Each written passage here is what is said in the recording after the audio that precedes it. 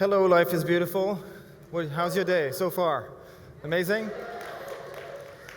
So I think life is beautiful in Vegas. I've been really impressed with what a handful of people have done in this town. It's really amazing.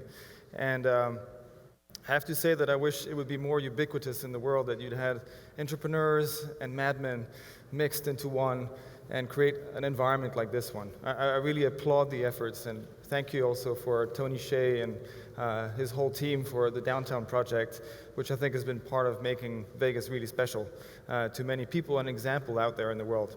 So I'm going to talk about this, which is something which I think we need to achieve.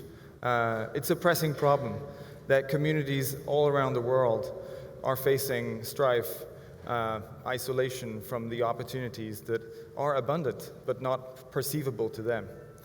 And I use the word accelerating because instead of just getting communities together, I think they're going to be exposed to so much technology, which they can either be a part of, utilizing, or be excluded by. So I think it's important to not dismiss or think that we can do community building without technology in the near future.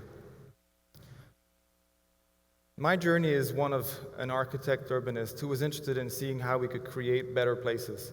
And when I started, or as a teenager, I was exposed to the 1992 Rio Convention, or Summit rather, and it clearly announced that in my generation, or our generation, I think we're about the same age, more or less,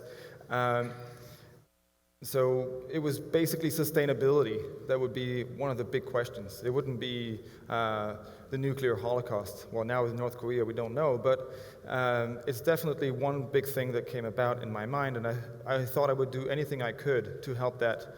And I ended up somewhere which was a bit of a dead end, which is something like this, thinking alongside other architects.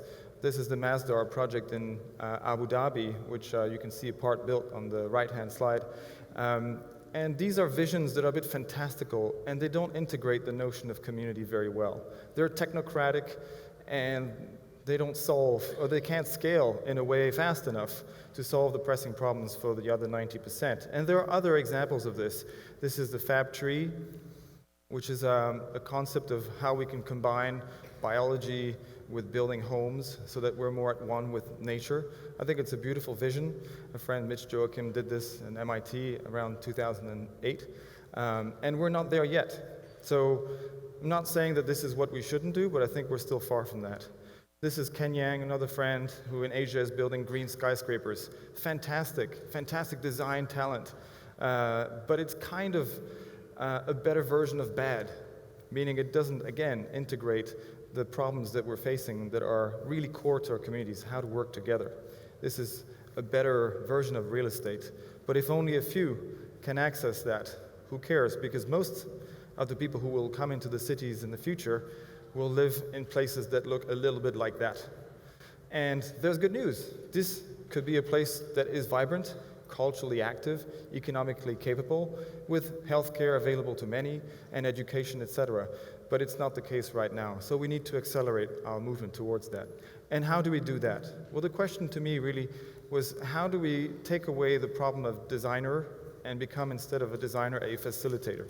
And so I looked at, this is my book called The Recoded City, which really focuses on participatory placemaking exercises around the world. It's like a catalog of stories that look at pioneers that have been building new kinds of, that have started new ways to transform cities that are really participatory. Some are more design-centric, others are more community-driven. Nevertheless, what really matters is that it recodes or reshapes the code and understands the DNA of place. So I went out on that exploration, and I found many examples around the world. So this is the table of contents that presents the world as one rather than sort of having west and east or north and south. This is a Buckminster Fuller projection. And so in this book, I started by saying thank you to people who have been part of this civil rights movement for the city, basically making cities for people. On the left, you've got Jane Jacobs, just celebrated her 100th. She's not alive, unfortunately, but she's celebrated. And Jan Gehl, a fellow Danish architect urbanist with whom I worked some years around cycling cities. And he really changed the way that we understand cities, in part because he created data sets that allowed us to tap into things that were not car-centric. So in the 60s, 70s, when he was the most active around these first ideas, he found out that when he went to a town hall or to a statistics body, he could only find data about cars. So he couldn't design for people. So this is really what he started doing. He created a whole set of anthropological metrics for the city, and many have followed his path. So in saying thank you to that, I just want to point out that we've now, and everyone here is a demonstration of this, whether it's social media or other things, we belong to a wiki culture, one in which we can recreate and iterate constantly, cut and paste, or perform a kind of understanding of culture which is hybridized, and it's globalized, perhaps even multiplanetary soon. So we are moving so fast through technology. This is Ray Kurzweil, the founder of the Singularity University with Peter Diamandis. And this is just there in the book to express that we are moving in an exponential age, as I mentioned at the beginning. And this is reframing the way that we have to do placemaking. Because to some of us, what you call a slum is their home. And as much as I would like to live in a beautiful green house, I think we need to think that the inequities in the world really are something that we need to solve, because it's not going to let us continue in the way we are now. And so coming to recoding, I think this is really, for me, the key word. If CRISPR is a technology we have in biology, then recoding in placemaking is this participatory art that we have to collaborate in order to create the context within which we create the cities we live in together, not just for the few or that we pass through. And I think there's a kind of recoding cycle, multiple acts, or a geology of participation within a city. Why do European cities work really well? Because they have this geology of placemaking. In the US, there has been a tendency to have the tabula rasa approach, where you would plan something, it would have its use, and then you would move somewhere else, and that's really become a bit of a problem. You have wastelands, urban wastelands, and brownfields. I mean, now, because it's so expensive and retrofitting is so expensive, there is a tendency to regenerate or renew cities. But overall, this is an idea that we need to kind of multiply these acts of participatory placemaking. And in the book, there's a series of examples and cases of this, from disaster relief to new data sets from the MIT in order to understand that, to the way people work together in a community, this is in the south of Paris, to recreate sort of urban systems from farming and food systems to energy, and also elderly care. These are all intertwined. To Wiki House, which is a case of a company, organization, or foundation which wants to utilize digital fabrication and new ownership models to create participatory places in which you would be able to afford these houses instead of being excluded over time in the cities that are gentrifying. And in this journey of participatory placemaking, which I was a part of for 10 years, I founded an organization called Clear Village, because I think we all live in a village. And how do we create these contexts? So we've done lots of regeneration projects, and as I was doing that, I realized there was something missing. I felt that we were not asking one fundamental question. Churches and town halls over history have been a place where we were asking questions together. And we're doing this in pop-up events, we're doing this in festivals like this one, which is wonderful, but where do we have a place in the city that stays, that has a permanent power to convene people to ask questions that are fundamental? Not very many. You have it in the barber shop, in certain black communities, which is actually wonderful. You have it in restaurants for Italian families. I'm half Italian, so I know the restaurant is the main place where I have the conversation. But do we have a place that's dedicated to this? Well, we've got Starbucks and WeWork and other kind of things like that. But they tend to be a bit mercantile. Do we have a place that's not a gallery, not a town hall, not a church or a temple or a synagogue, where we can come and ask those questions of, do we want to be a multiplanetary species? What happens when the robots come? We have to have those places. So I embarked on a journey to create one of those places, a kind of prototype of a neighborhood institution that could act like a satellite dish for global innovation, at the same time as convening the local community and upskill it together.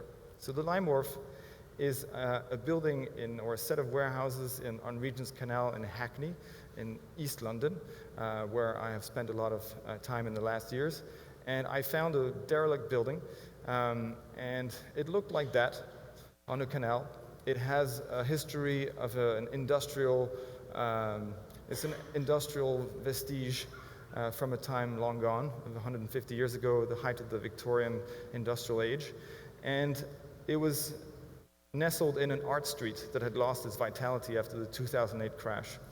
And basically, I set out to convert that into a new nexus of arts, technology, and social enterprise.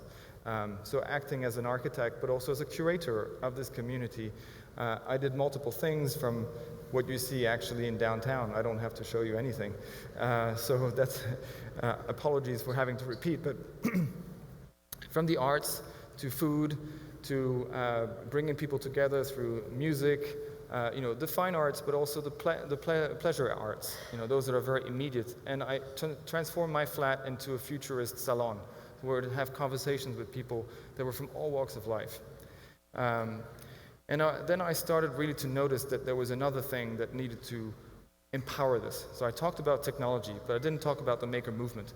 So I've been a technology business angel for 10, 15 years and involved in a lot of different small startups. And I saw that the maker age was something which really allowed people to tap into something completely new and fresh. The whole open source design community is really eager to solve and help address complex problems out there. And it's a bit more selfless than the traditional startup environment that you see in accelerators like the Y Combinator. So I set out to create an exhibition that would convene all the local makers and make them understand that that's what that place would be. It would be a place where we could have these conversations in the Lime Wharf, but then it would have a center, the machines room, like on a big boat where we're all sailing together. The machines room is a fab lab, so a makerspace that is connected to the MIT Bits and Atoms Center network of fab labs. And it's experimenting with the way that we can transform the fab lab outwards towards the city. So it's not a place for tinkering and geeking about. It's a place for thinking about what tinkering and geeking can do for your local community. And perhaps even beyond that. So we have projects from pretty much anything that has to do with solving complex issues locally or globally. And we do residency programs, we host events, and we have these conversations that I mentioned. So we're preparing people for the machine age so that they utilize and take advantage of the capability of machines, complex computation, and making to transform their understanding of it and perhaps even get new forms of employment. So you find all these machines that you have, 3D printers, CNC mills, and in the end, this comes down to what Amazon did for books. Everyone is going to be a future maker. The long tail applied to the city is happening now, that makers and people from all walks of life can come into a place like this one, and there is a network of them in the world now, where they can reshape the quality of the shaping of their neighborhoods. So I went a bit further than the place itself. So in the heart of this, where you see the green dots, is the machines room and the Lime Wharf and some of the businesses that I helped set up in the street. So we brought over 300 jobs to the street, and we've now deployed it as a thing called the Maker Mile, which is a pilot prototyping project for a circular economy neighborhood, open source hardware cluster that is going to make people work together and understand how they can develop better outcomes for their city. And this is part of the Fab City initiative that the MIT Bits and Atoms Center started. So we're piloting this, and we're really excited because we think that this is a new way of doing it. The downtown project is something possible when there is a patron. But when there is no patron, how do we organize together? Can we do this in every city? Can we do this in every neighborhood? I'm convinced that we can, through a combination of participatory placemaking, places where we can have this conversation that harness the power of technology and creativity and imagination, that is global and kind of ubiquitous through the web, and also that we have a conversation between the different spaces in the area to make them come together and form something that is outward facing, that people can understand. I can now speak to a politician in England and say, have you been to the Maker Mile? Is this not a new economic force that's going to drive change for you to understand how you can create a circular economy district that is less wasteful, more hopeful for people? So this is really where it's come to, and for 2020, I'm planning the transformation of the Lime Wharf into a new building. So it's a design I just got a planning for. It would be the first zero-carbon building in the area, and it's a multi-function building that embraces the old fabric of the industrial area while being kind of a new ship to decide where we go together. I do think life is beautiful. I do also think that we need to ask the questions. that will keep life beautiful on Earth, because we can travel 2 million miles an hour through space on Spaceship Earth, but we also have to really commit to understand how we can keep our rock happy. So on that note, thank you very much.